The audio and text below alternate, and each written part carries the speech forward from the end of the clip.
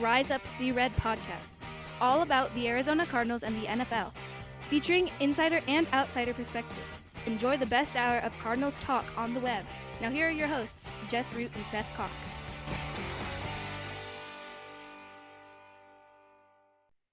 Hello, Arizona Cardinals fans, and welcome to the latest edition of the Rise Up See Red podcast, the best hour of Cardinals talk on the web. This is episode 401. I'm your host, Jess Root from CardsWire.com, the USA Today NFL wire site that covers the Arizona Cardinals. And as this is a typical recording on a Tuesday show, Seth Cox, my co-host from RevengeOfTheBirds.com, the SB Nation Arizona Cardinals site, and one of the hosts of the original Draft Breakdown podcast, is here to talk Cardinals. Seth, how are things going with everything? New head coach, we know the coordinators. We're starting to get position coaches. We can almost start to talk about the roster, right? Yeah, it's really getting to a good spot, and I think you and I agree that there weren't a lot of surprises from what we had been hearing. I mean, Jess and I we don't try to break any news, but we do get a lot of information passed along to us, and those were the names we had been hearing, right? Like it was going to be I shouldn't say that. Who Jonathan Gannon wanted, we had heard about. I'm more impressed that they're getting everybody they wanted, right? Like that's not something that we're used to. I mean, it's really been 10 years since this has kind of gone that way. And I want your opinion on it, and something we'll discuss tonight is, do you think that has more to do with Gannon, Austin Fort, or just the absence of maybe somebody that had been there the last decade? That was a super nice way to refer to Steve Keim. But and honestly, I think, especially when it comes to the coordinator stuff, I think it has to do a lot with Gannon, period. I think it has to do with Gannon. I think it kind of, like when Bruce Arians came, like he had his guys. And so I think Gannon kind of had his guys already kind of lined up, and yeah, that's in fact that's what we're going to talk about in this show. Since Seth and I recorded last week, Gannon had his introductory press conference, and in addition to that, there's some bonus content because he also spoke with Peter King from MD Sports, so he had Football Morning in America. So we get some insights about Jonathan Gannon. We now know the coordinators. And we're going to talk about that. We're going to talk about the coordinators, what we think and their experience, comments that Gannon said about the offense, and some other comments that he said. And I'm going to throw this out there. I'm not going to normally do this, but I'm going to talk about it. We'll actually in this first segment. But first off, Jonathan Gannon, we know, is the head coach. And now the team has officially, so as of Tuesday afternoon, recording on a Tuesday afternoon, the show will post on Wednesday. And for those who are regular listeners, I've got a treat for you guys posting that we'll publish on Friday. Cardinals offensive lineman Lecitus Smith recorded a nice half-hour episode with me Tuesday afternoon talking about last season and the offseason. You don't want to miss that. You don't want to miss the last episode we just recorded with Devon Kennard on Saturday. Make sure you get a listen to that. Lots of insight about the time with him and the new book that he has coming out in a couple of months. But the coordinators were announced officially. They were reported over the weekend, and we know it is Drew Petzing, offensive coordinator, formerly the quarterback's coach for the Cleveland Browns. We talked about him last episode, last week when you were on the show. Defensive coordinator Nick Rawlis also was completely expected. And then special teams coordinator Jeff Rogers is retained. He comes back again. So interesting thing about Rogers, he was hired with Steve Wilks. He lasted through Cliff Kingsbury and now is lasting into Jonathan Gannon's staff.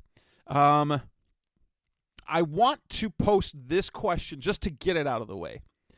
And it's something that hasn't gotten a lot of traction nationwide, and perhaps the Cardinals historically get some slack, can be cut some slack for this. this is a super white staff. And I don't like to bring this up, but the Cardinals, which have a history of some diversity in there, they had a white general manager, had a white head coach, and now they have a pair of white coordinators. In fact, all the coordinators are white. And while they did fulfill the requirements for the Rooney Rule at every level for who they interviewed for general manager, for head coach, and even for the coordinators, the one thing that we kind of know is that even heading into the coordinator interviews, Gannon knew who we wanted, and they did the due diligence. So I don't know how much of a formality the other interviews were, but Gannon wanted Petzig and Gannon wanted Rawlis, and he got them. Is there any concern that you have for what might be the discussion about the Cardinals moving forward, is in terms of the ethnic and the racial part of the hirings?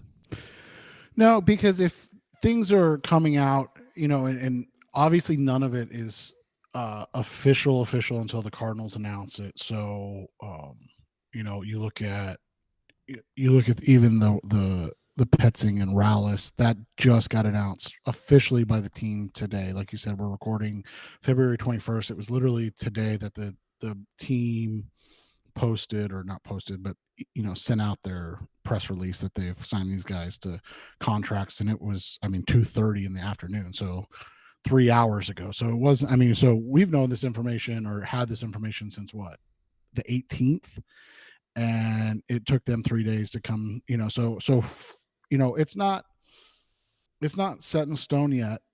But here's what I'll say.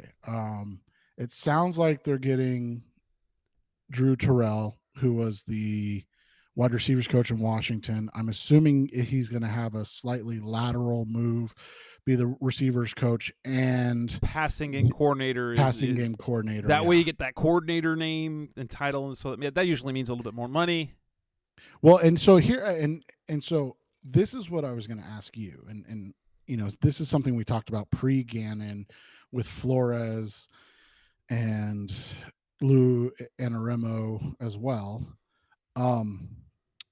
Doesn't it kind of feel like it, and it's good and bad, but doesn't it kind of feel like that Gannon is putting his ducks in a row for quick changes, like immediate success, and to lose lose Drew Petzing in 2 or 3 years, and then you have Drew Terrell in house to be the next guy? Like, it almost seems like that's what he did with this hire, with these hires, is like, Petzing's my guy. I've worked with Petzing for a long time. I think they had 3 years together, overlap in Minnesota or something like that. However, I'm gonna grab this guy, Drew Terrell, who really impressed me in the interviews, who I really like, who has a great reputation among the NFL, 31 years old, another young guy. Look at what he's done in Washington with those wide receivers. My goodness, those guys, you want to talk about, not spending a lot of capital and getting a ton in return. That's what you're doing in Washington. And so you grab him, and then Josina Anderson came out today that they're likely hiring Israel Wolfork as the quarterback coach, and he is actually a guy that's gone through the NFL's diversity program, coaching fellowship program. He was the Bill Walsh fellowship intern, and then he got the Bill Willis diversity coaching internship with the Browns, which is the Browns specific coaching internship. And it sounds like he's going to be the quarterback coach. And so I think maybe, people can say, oh, well, they replaced, African-American and Vance Joseph with, a young 29-year-old white guy and Nick Rallis. But at the end of the day, they've also put a lot of effort into bringing in positional coaches and getting guys in prime positions on the staff to be successful, and young guys. Like I said, Terrell's 31. Wolfork, I think, is the same age. I think they're literally both like 31, 32. And so they're getting, like you said, passing game coordinator, and he's going from being an intern or a fellow to a quarterback coach. And I think that has to do with Petzing, right? Like Petzing probably came in immediately and said, I want this guy. Like, I want this guy on my staff. I don't care what position it is. Like, this is who I want. And, again, it's not done. So Terrell's not done. Wolfwork's not done. But I think they're filling out the staff because this is all we know so far offensively. We don't have any information defensively yet, right? Correct. So other than who's gone. Yes, which seems to be everyone. Yeah, everybody but Billy Davis, who everybody wants gone, right? Here's what I'll also say about that, just to quell all concerns. I know Nick Rallis is going to be the defensive coordinator, but I don't think you're going to find a better guy to help the linebackers in the NFL than Nick Rallis, outside of maybe D'Amico Ryans. Like, I mean, just look at the Eagles' linebacker production last year. Just look at their three starters. T.J. Edwards did fantastically playing that middle linebacker because Kaiser White, and then Hassan Reddick. White had 110 tackles, Edwards had 159 tackles, and then Reddick had 16 sacks. Yeah, I mean, and so that's just it. You look at it, I think there's always a concern when it comes to that. And there's going to be issues with the Austin Fort situation anyways, when you had two African Americans in-house that you bypassed. But I'll say this, if they turn over the front office and scouting staff, then there's really nothing to worry about, because the fact that they've cleaned house offensively, they're pretty close to cleaning house defensively, and they're bringing in all new guys. I think that changes things, right? As opposed to just bringing in a defense coordinator or offense coordinator or things like that. Yeah. And interestingly enough, let's talk about the Petzing hire in particular, because we talked a little bit about it. He seems to be kind of out. He's coached a ton of different positions, but he seems to be, of all the people out there, he's the one that people seem to know the least about. And he worked with quarterbacks. He's worked with running backs. He's basically done everything you could do offensively with different position coaches. And we know that he kind of comes in with sort of a West Coast background.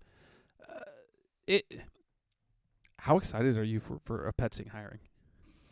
What I'm excited about with Petzing is, his background. We talked about this briefly last time, because, again, it wasn't done.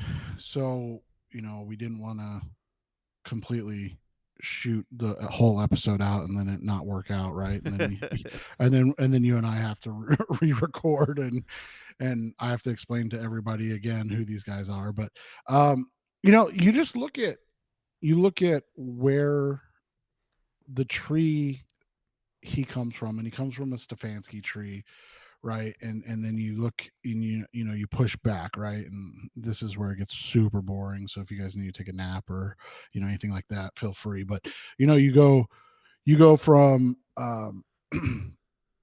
you go Stefanski, and then you've got he was under, I believe, Pat Shurmur, right? So Shurmur was under you go back, Shurmur was under Andy Reid, right? And so then you go back and he's under, and so that's kind of how this all works. And so he's like the great grandchild of Andy Reid in terms of coaching. Right. And so so he's like the fifth great grandchild of Bill Walsh. And so when you really look at it, realistically, we're talking about a West Coast offense that's, and people, I don't know if people understand West Coast is now, what Kansas City and San Francisco run, where you can be spread West Coast, right? As opposed to just straight up West Coast, where it used to just be all under center, zone blocking, boots, waggles, all of that good stuff. Now you have a litany of different things, but it's going to be a lot of pre-motion. I would guess that they're going to be closer to 60-40 shotgun to under center as opposed to what 98 to 2. 95 or something like that. Yeah. And so like I think that we're going to see a lot more of that because it's going to be similar to what Stefanski, Shermer, DiFilippo, and then going back further, obviously Andy Reid like to do offensively. The thing is with Petzing, and what gets me excited about Petzing is he's legitimately a very bright, intelligent guy, right? So you've got a guy with a bachelor's in economics and minors in what philosophy and something else fancy out there. He's a guy that has worked with basically every position group already. He worked with, he was a wide receivers coach with the Vikings, quarterbacks coach, tight end coach, obviously with the Browns, and then the quarterback coach with the Browns last year. He's worked with a diverse group of quarterbacks. I mean, you look at it, you've got a guy like Jacoby Brissett, who's, much more statuesque. You've got a guy like Deshaun Watson, who's a little more mobile, scramble type of guy. And so I like that he's able to he's a guy that can learn, right, and adapt. And he uses what he's learning in order to put his players in a position to be successful. And that's something that, I think at times, and you and I were never going to be like, they need to fire Cliff. That was never our shtick. However, we did have some concerns and issues with Cliff, but we also had some concerns and issues with what they allowed Cliff to do, right? Like they never truly allowed Cliff to run his air raid offense. Like people looked at it and said, well, it's kind of air raid, but it was really not. It was kind of a hybrid of a lot of different things. And you could tell that Cliff was never super comfortable with it. Whereas like Petzing, he's going to bring in his offense. He's going to adapt it to fit what Kyler and Marquise Brown and James Conner and Trey McBride and those guys do well, while also being able to lean on a guy like Monty Ossenfort, which goes back to one of our first conversations when they hired Ossenfort about investing in the trenches and finding a way to get a guy like, or not a guy, but get offensive linemen that fit this West Coast style, that fit this style where they're able to, run. And I'm not going to say that they're going to end up being able to run the ball like, San Francisco. I think that would be foolhardy. But you look at Cleveland, even they had one of the best running games in the NFL, right? And Stefanski was part of, or sorry, not Stefanski, Petzing was part of that group, right? That helped build that offensive game plan to put the offense and the running game as a priority. And one of the things I think, and again, it's not official yet, but you look at Petzing, you look at Clayton Adams, who's supposed to be the offensive line coach, and you look at Drew Terrell. And one of the things that you get through all of those groups, and this goes along with Ossenfort, is guys that love to run the football, guys that love to teach how to block, how to scheme up a running game, and put an onus on that as being part of a successful offense. And I feel like that's very much something that you see from defensive coaches, right? That, their whole philosophy is like, score 7 points and we're going to win the game. Now, obviously that's not true, but like that's the mentality and the philosophy that they come with. And I think you're seeing that with Gannon, but he also understands that like, hey, I've got a guy, and he's mentioned it a million times. I got a guy in Kyler Murray that can do some, unique and special things. So I need a guy like Petzing who's going to mentally challenge him the same, and look at him and try to scheme with him and try to grow with him in the same way. The one thing that we look at with this group of, aside from Jeff Rogers, but both with Nick Rollis and Andrew Petzing, young and experienced. So we now have a head coach who's never been a head coach, an offensive coordinator who's never been a offensive coordinator, and then Rollis, a defensive coordinator who's never been a defensive coordinator. They're all young. Rollis is the youngest coordinator in the NFL at 29 years old. Petzing's 35. Are you concerned about the experience factor? I know experience isn't everything, and Gannon did promise major experience on the staff, and I think many of us were expecting a Mike Munchak, a Mike Zimmer. None of those have come to fruition yet. Adams has a lot of experience. Rogers is experienced in special teams, but in this case, obviously it's one of those things that you want to look at, and experience isn't everything. Gannon himself said in the interview with Peter King that he's 100% convicted. As I talked about in the interview and the other guys that I interviewed for those jobs as well, on the younger side too, probably one defensive guy was probably a little bit older. Said age isn't a prerequisite for firepower. I've always thought that.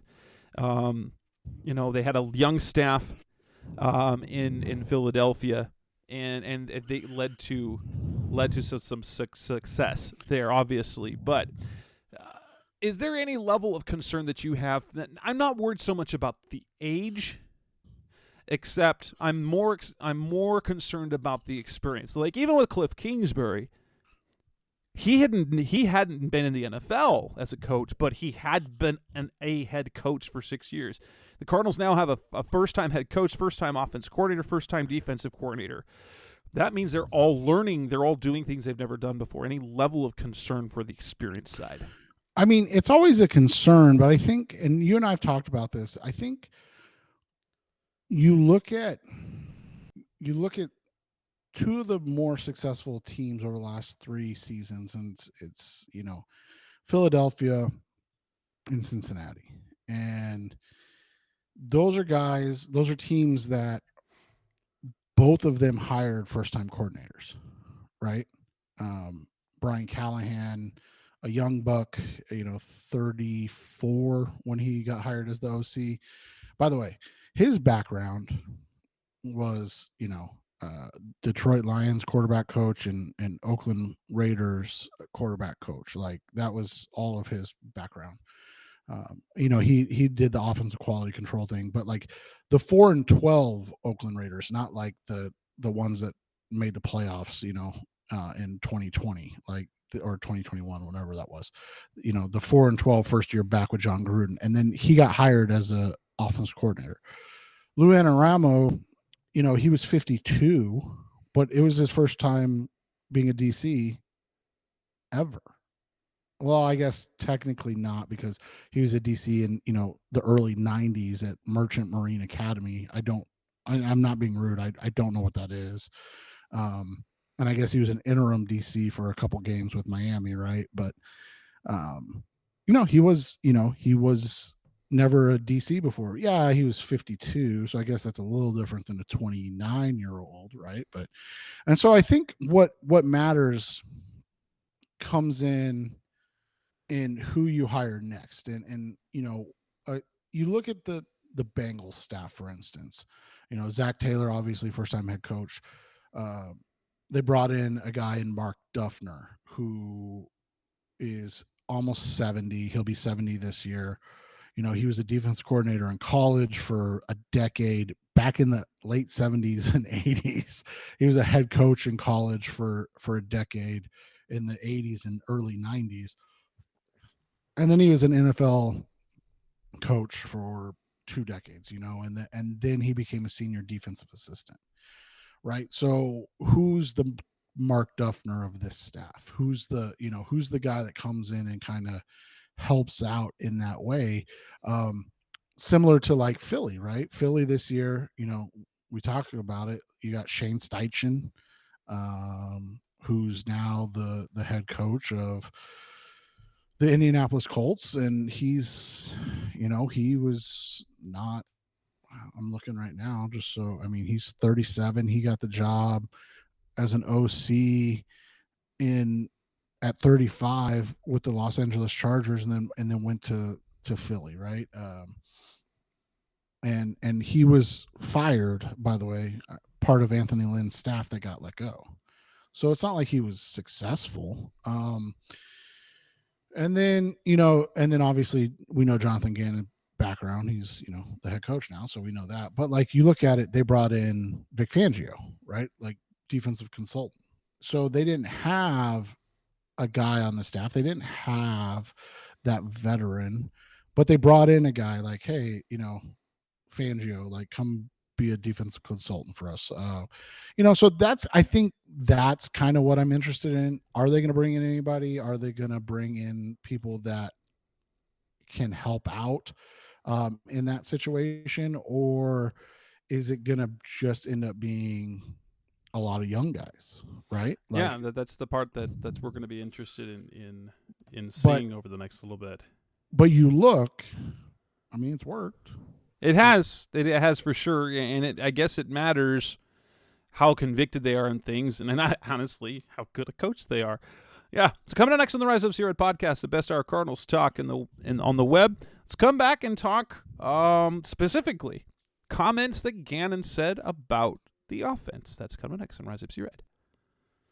We're back on the Rise of Zero podcast, the best hour Cardinals talk on the web. Interesting comments by Jonathan Gannon on NBC Sports, the Football Morning in America column by Peter King, and it was what they talked about the offense, and it was almost, I guess, a little bit of a dig at the air raid or Cliff Kingsbury's offense, because he says this: they were in gun all the time. When you're in gun all the time, you don't make the defense defend certain play types. Now, when you get them under center, the defense has to defend a lot more play types. So there's really two offenses I see us using. He said that they're going to have two significant offenses with Kyler Murray's skill set, one under center, one being in the gun. And you mentioned that in the last segment. How much? Cliff Kingsbury was very clear when he came in. He said he doesn't believe philosophically that there are many things that you can do under center that you can't from the shotgun. And there's a lot of reasons why going with the shotgun is smart, because it allows the quarterback to see more of the field pre-snap. A lot of reasons to do a lot of that. But at the same time, tried and true under center, maybe it did limit some of the things. Is this surprising to hear that? Do you think that Gannon was? Do you think that was a little bit of a dig at the previous regime? And do you think that by adding that facet to the offense, that Kyler will actually be able to unlock a little more of what he can do? Yeah, and I think that's one of the fair criticisms of Kingsbury, and it's something that you and I've talked about, is that we didn't feel like he challenged Kyler enough, right? Like he needed to push him more into being uncomfortable in order to have that, or to get the most out of him. And it just, never came to fruition. And so I think with what they want to do offensively, you're going to see more of that, which is going to allow this team to be a little more diverse, to be a little more multiple, to be a little more not, I guess what the word I'm looking for is, to not be so predictable in times. Yeah. And that was something that we saw too often, and I think that's what Gannon expects and wants to see, and so that's what the plan is. Now, obviously, it's going to take some time, and something we've talked about is obviously they're not going to be able to do that right away because Kyler's rehabbing. So it may not. And maybe in some levels, they're going to do this because it will help other quarterbacks coming in who are used to doing multiple. That's one of the big questions that I've been asked, and I have one of the big questions I have moving forward is, had Cliff Kingsbury remained the coach, I think that's a lock. Colt McCoy starts the season as a starting quarterback. I'm not sure that's going to be the case this year. Right now, like, it was a lock that Colt was going to be the guy until Kyler was ready. Colt is in the same basket as any quarterback and might be behind. It's like a guy like Jacoby Brissett, a guy like, even like a Gardner Minshew, someone who they bring in who has been in this offense at all. Colt is no longer like in the driver's seat in terms of knowledge. Granted, he has been on teams that have run similar offenses, so it's. But he also had little success. Like, he's had the most success in his career with Cliff. That's true. What about Jacoby? I mean, Jacoby is the interesting thing. Make the most sense. He does make the most sense. The interesting thing is, and if we get to like roster allocation, is unless Colt retires, which honestly, when he's coming on the second year of his largest contract in his career, it seems foolish to retire at this point. I mean, he has made enough money. Money allocation. You've got Kyler's contract. Jacoby Brissett's not going to come in on a Colt deal. It's going to cost more than that. And Colt's already guaranteed more than $2 million, which is more than you're generally going to pay a number 3 quarterback on your roster. And so Jacoby Brissett makes a ton of sense, but it becomes an interesting question of roster allocation. Well, let me ask you this. What does it tell you about their belief in Kyler Murray's return or when it's going to happen? I think if they just roll with Colt, unless, like you said, he retires, if they go just Colt, it tells me they think he's going to be back within 4 games. Yeah. Whereas, like, if they have to go out and we're just throwing a name out there, like, we're not saying anything, but like if they go out and sign a guy like Jacoby, who's been a stopgap for a number of teams already, doesn't that tell you they're like, okay, maybe it's not going to be till end of October, beginning of November? Yes, I think that would make a lot of sense if they bring in another quarterback. You get the feel that, he's going to have to play a significant amount or a more significant amount. Or they don't, honestly, or this coaching staff doesn't believe in Colt. Well, there's that too. But that's the thing is, like, I'm kind of in agreement with you. I don't think that they go pay a guy like Jacoby if for 3 games. Like, I just don't. But I do think if they think it's going to be 8 games or 7 games, or we'll find out where they're at in the bye. When does that come out? May, March? Usually in May is when when the schedule comes out. Yeah, so they that may tell you something with a bye and everything, but I'm with you. I have a hard time allocating 3 monster, and it's not monster, but 3. You're going to be talking $50 million in contracts for quarterbacks if you go sign Jacoby. That's a lot for 3 or 4 games, right? Like yes, you said, yes. Unless Colt retires. So, yeah, and so I think that's partially it, right? Like, the offense should be a little more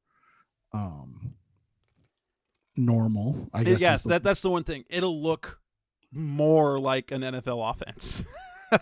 Right. And the one thing I've always wondered, because Cliff did a really good job, and I think it was smart to make it easy for Kyler as a rookie to where, and I think I said it on the show last week. I think the fact that he basically gave Kyler the college offense that he ran at Oklahoma as a rookie made it very easy to transition to the pros and be successful. However, come year 3 and year 4, and you're still running the same offense without adding other complexities to it or asking him to do more within the offense other than make calls at the line of scrimmage, that probably wasn't maximizing everything that Kyler can be as a quarterback, because there are some things that, in other offenses that the quarterbacks do that make them even greater. And that hasn't been asked of Kyler yet, other than, hey, Kyler, go be a Superman.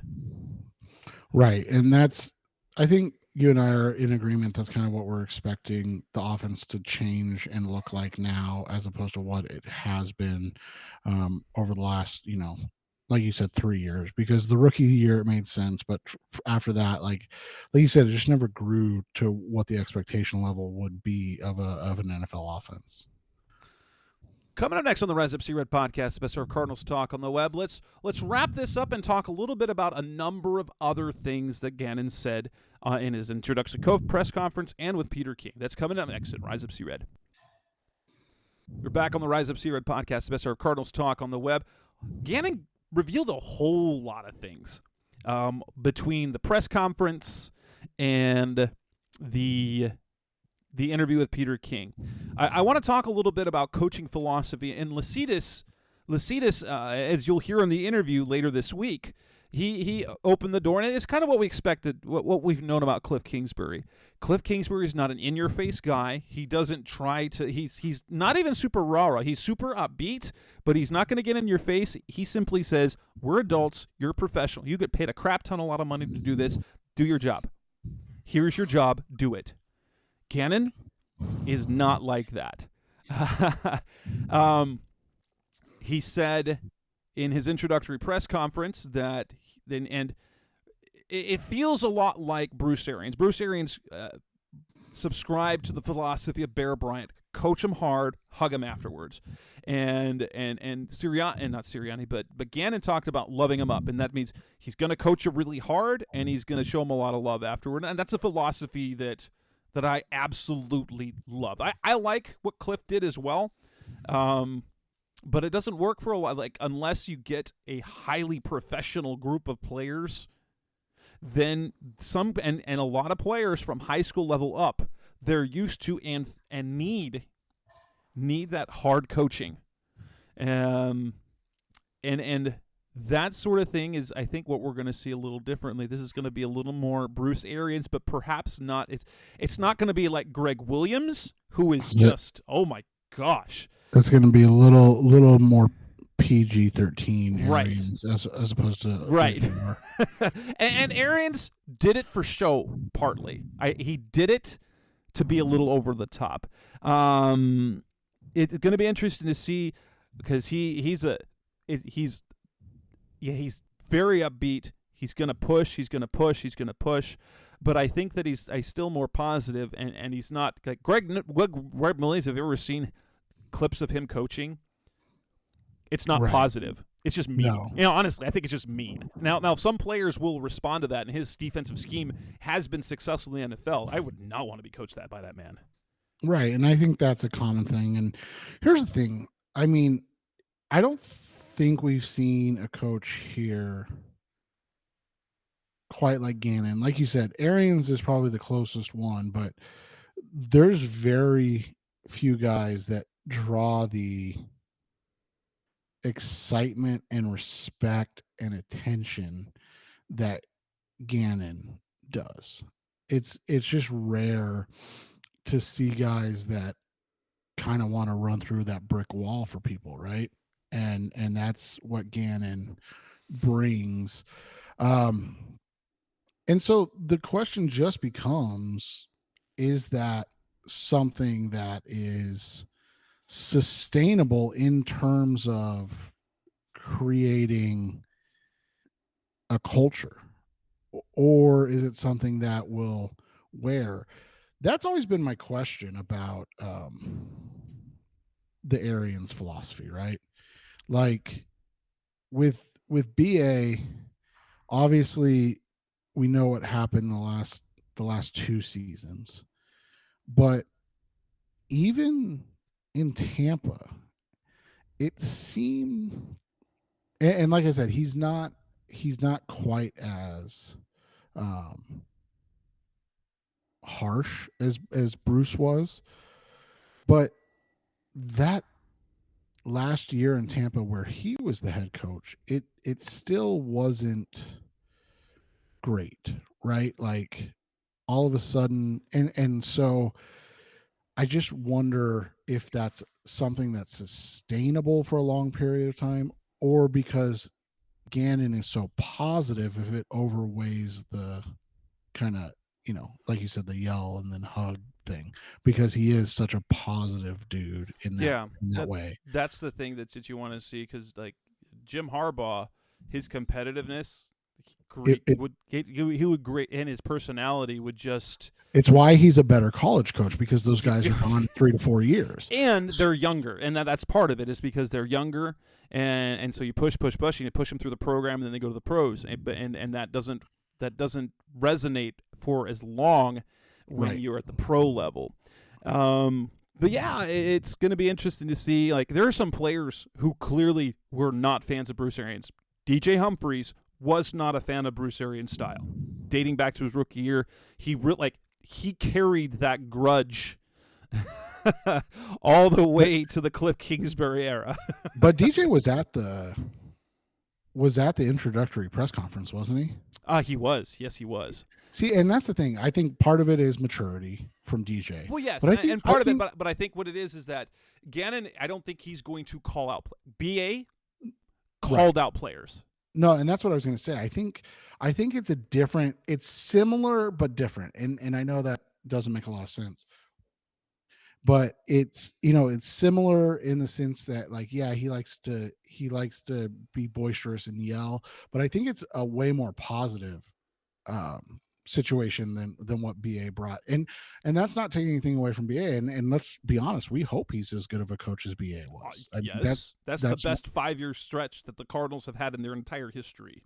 And so if that works out, it is what it is. But one of the things we want to see a 41, 42-year-old guy that can make it to 48 in this organization, right? Like, can we get to 6 years? Like, can that happen? So we thought it was going to happen with Cliff. We're like, hey, we're going to finally get someone past. Nope. Never mind. Yeah. He didn't even get to start his extension. He didn't even get to start his extension. Right. And real quick, to go back to what you said, I think that works.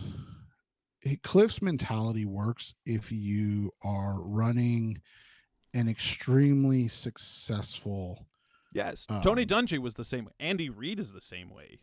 Right, but it works only when it's working. Does that make sense? Like, right. Once you need to rein in and start bringing in that accountability, the horse is out of the barn already. Like, there's no going back, and that's kind of what happens, I think, with a lot of it. Honestly, interesting thing that he also said. Apparently, he took maybe less money than, like, the Eagles wanted to pay him more than he wanted to pay him head coaching money to stay as their coordinator, and made it suggesting that they would pay him more to stay in Philly than the Cardinals are paying him to be their head coach, but he ultimately chose the head coaching job. Maybe, first off, I don't see any way that's plausible, but maybe. Unless those were the final details that they were working out, because they noted that the deal was basically done Monday night, and that there were some details to hammer out Tuesday, and maybe that was a little extra something from the Cardinals, because Philly had upped the offer to keep him in Philly. Right. And so that's the thing. I mean, and when you look at it, this organization, as much as they're going to toe the line and make sure that everybody knows that they didn't, pursue Gannon until it was legal, it was clear. I mean, like you said, as quickly as it got done one day, it was clear that this was the guy. Right. This Now was... they apparently they did this so they didn't they purposely didn't distract the other team, so they never requested permission until they didn't interview anyone who was like in the playoffs. Right. And so they waited. And sure, that's one thing, but that doesn't mean that the feelers were out there. Which is interesting because according to Gannon, he didn't even know that he was interviewing until Roseman told him Sunday night after the Super Bowl. He's like, you're staying here. You're staying. Yeah. You're staying. Like, is that true or not? Like, he didn't know he was interviewing for the job until the night before and after the Super Bowl. Right. It's hard to believe. But, I mean, it makes for a good story. Yeah. Anything else of note? Is there anything else of note from what we have heard Gannon say either in his introductory press conference or in that interview with Peter King that is worth discussing before we have suddenly that becomes old news? And now we're going to hear, because I believe it is on Wednesday. By the time you hear this episode, Petzing and Rollis will have already addressed the media, and we'll have more to talk about clearly next week. Well, I think the big thing was, and I've kind of said this from the beginning, is that this is the first time I can remember since Arians where there is organizational kind of unity from top to bottom. I mean, it's just not something that we saw the last two hiring cycles. I'm, hopeful that it plays out in the positive way and wins, but we can't really complain about this at this point, because this is what we all asked for, right? This is a Monty Ossenfort hire. Jonathan Gannon's bringing in the guys he wants. I think this is, it speaks volumes to what they're trying to do, and that should be exciting. Absolutely. It feels like the Cardinals are moving away from doing things they're like the Cardinal way they've already done, the way, and are starting to look more like other successful franchises. That wraps up this edition of the Rise Up C-Red podcast, the best hour of Cardinals talk on the web. We will have the Lecitus Smith interview episode drop later in the week, and Seth and I will be back again next week to talk. Who knows? It'll probably be coordinator stuff, and we can start talking about the roster. That's Seth Cox. I'm Jess Root. This is the Rise Up C-Red podcast. We'll be back again soon. Thanks for listening. Thanks for listening to the latest edition of the Rise Up C-Red podcast. Listen to previous episodes and subscribe to the show on Apple Podcasts, Stitcher Radio, Audioboom, or many other podcast platforms so shows are delivered directly to your mobile device. Please give the show a 5-star rating and always support the sponsors who support the show.